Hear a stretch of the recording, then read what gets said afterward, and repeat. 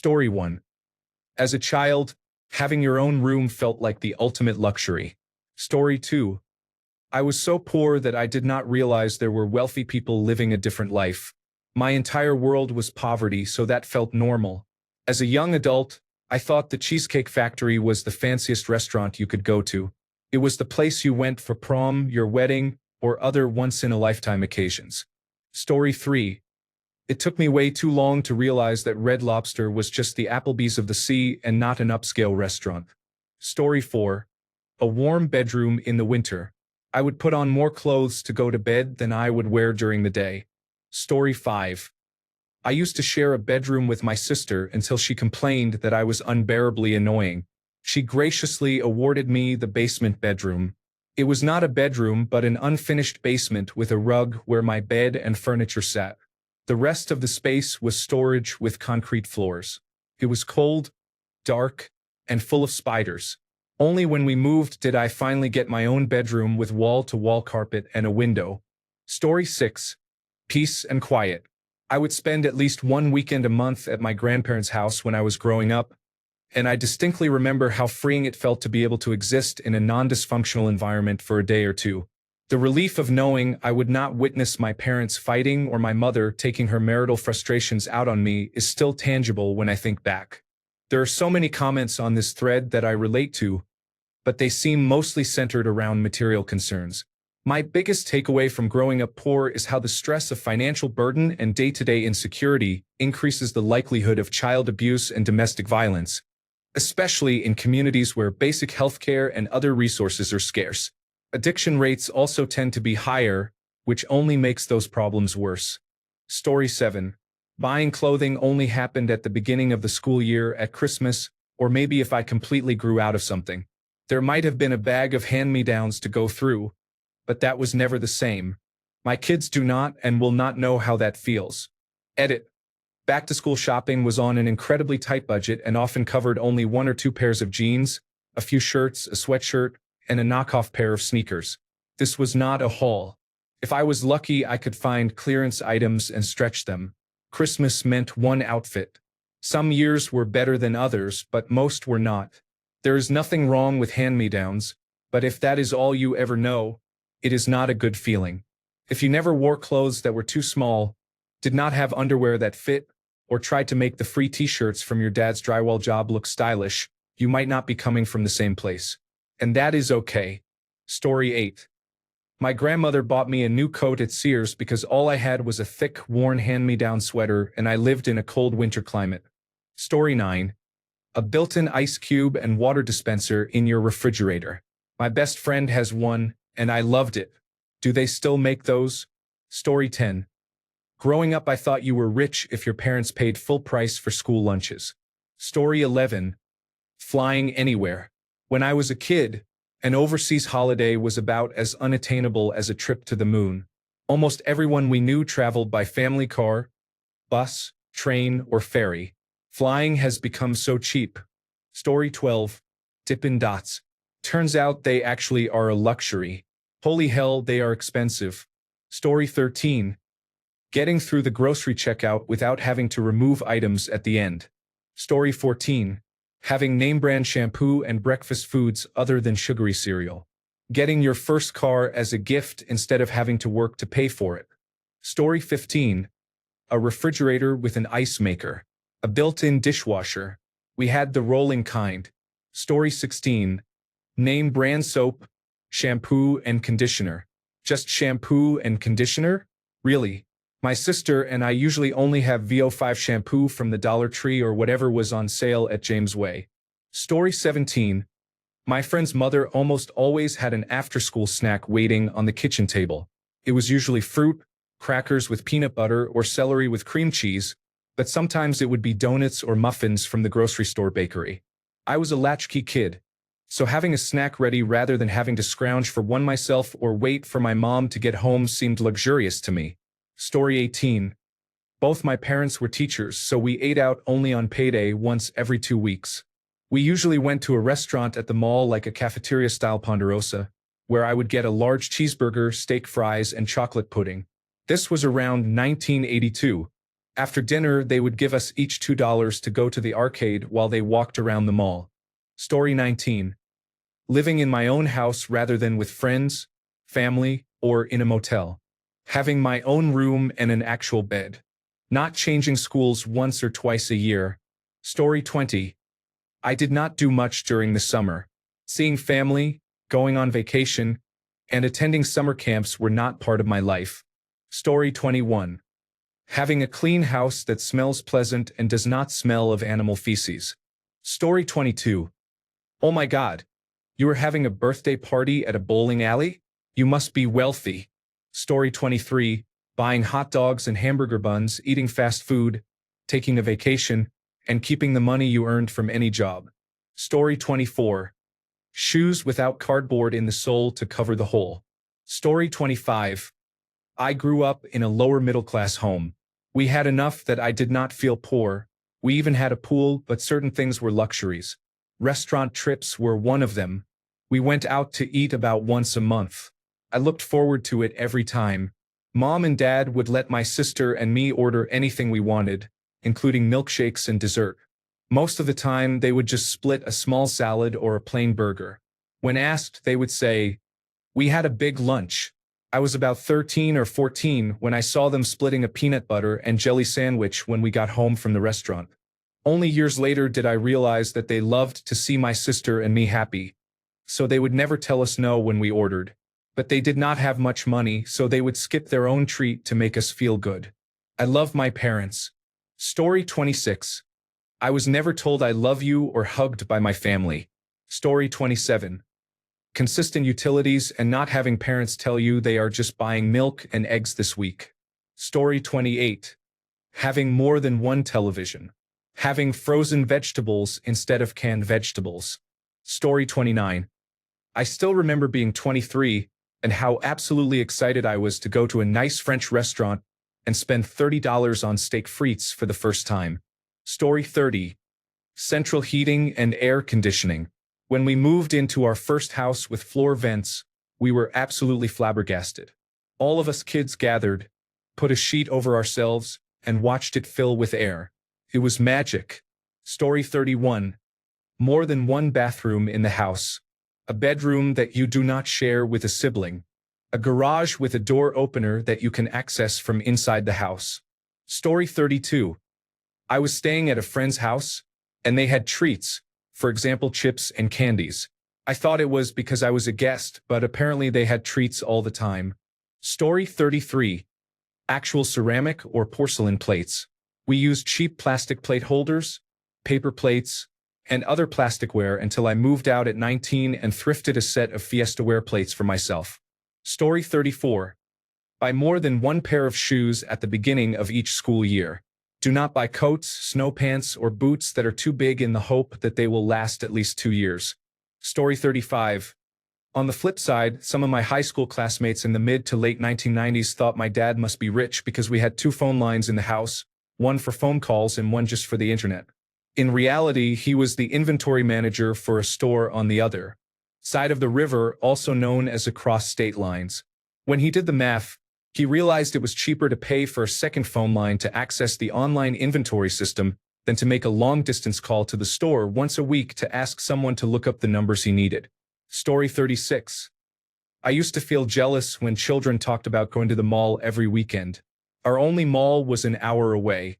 It meant their parents had the time and money to go. Story 37. Taking the train to Chicago from the suburbs at Christmas time to window shop at Marshall Fields was a big treat. Story 38. Heating and air conditioning. A matching bedroom suite. New clothing. Story 39. I had some juice or soda. I was used to just water and an occasional cup of milk. Story 40. Andy's mints and orange juice that did not come from the freezer tube. Story 41. I always wore Kmart tennis shoes and begged my parents for a pair of Converse. I finally convinced them they were better, lasted longer, and didn't make my feet stink.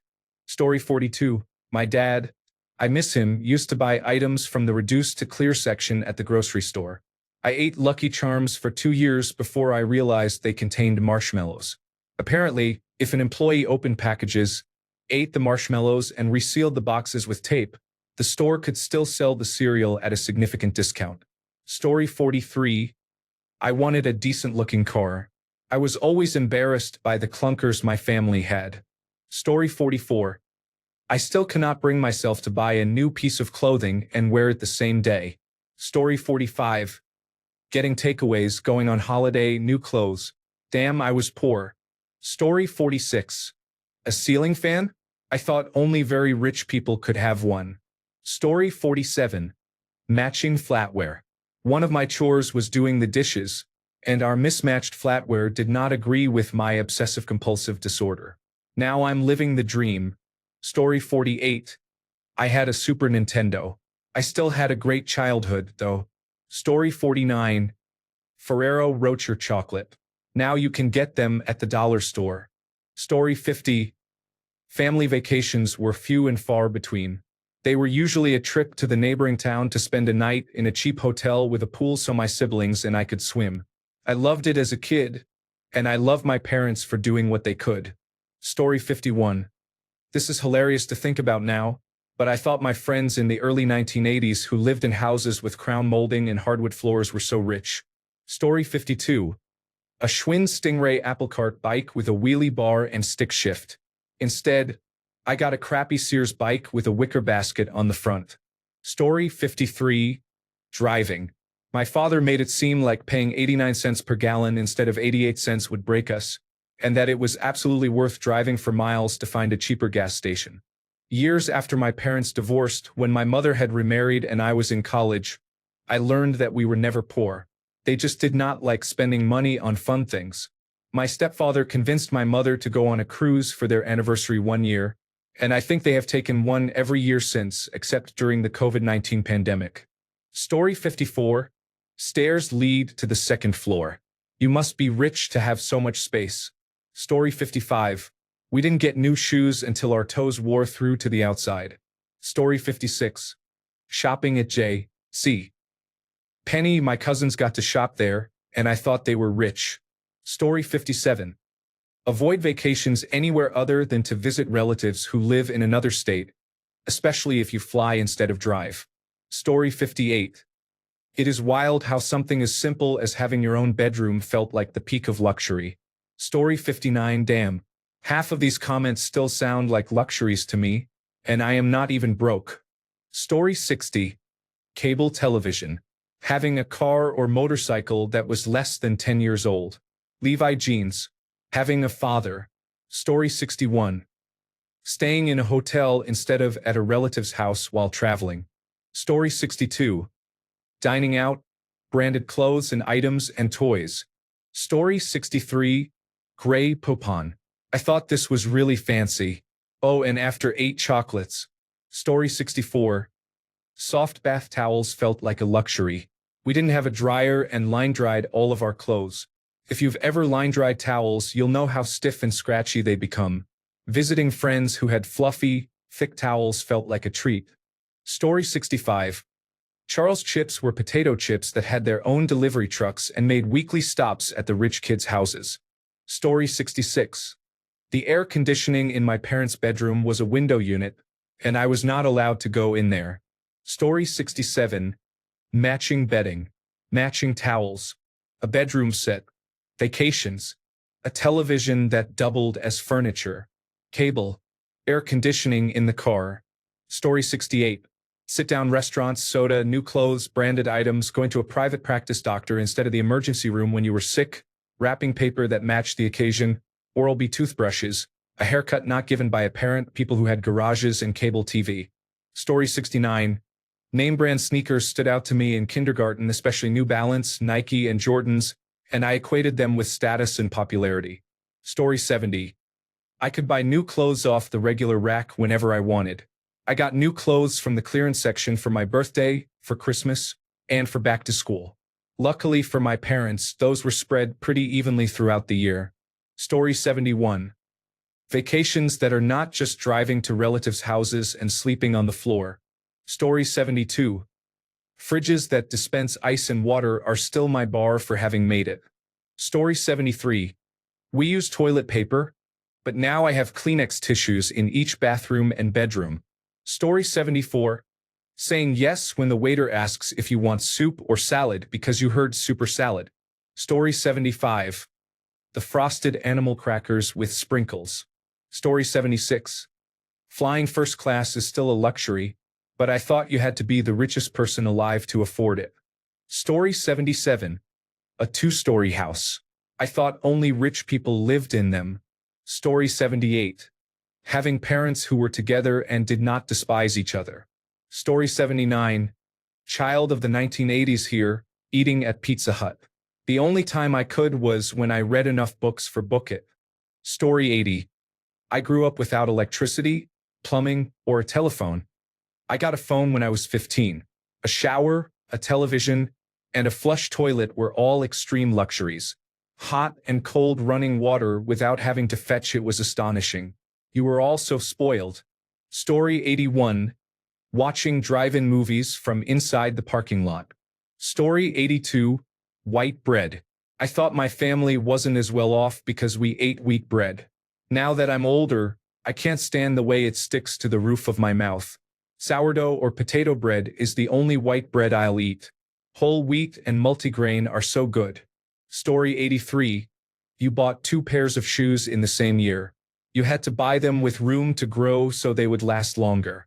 Story 84. Living in a home that was not towed into place by a semi-truck. Story 85. Sounds weird, but Kleenex. Parents never bought facial tissue unless they got it for free. Paper towels or toilet paper were used when you needed to blow your nose. Story 86. We were flying somewhere. If we couldn't drive it, we weren't going. Story 87. Popsicles. Kids around the block were upper middle class and always had a box of popsicles in the freezer. They ate the cherry and grape ones first and complained when their mother insisted they eat the orange ones before she bought more. I was happy to come over and take one of the orange ones left in the box, and their mother was glad to get them out of her freezer. They had 2 refrigerators. A spare sat in the basement. Their pantry held fruit juice and several kinds of cookies. My mother had mental health issues and did not work. We often did not have food, let alone popsicles, juice, and cookies. I thought this family lived like royalty.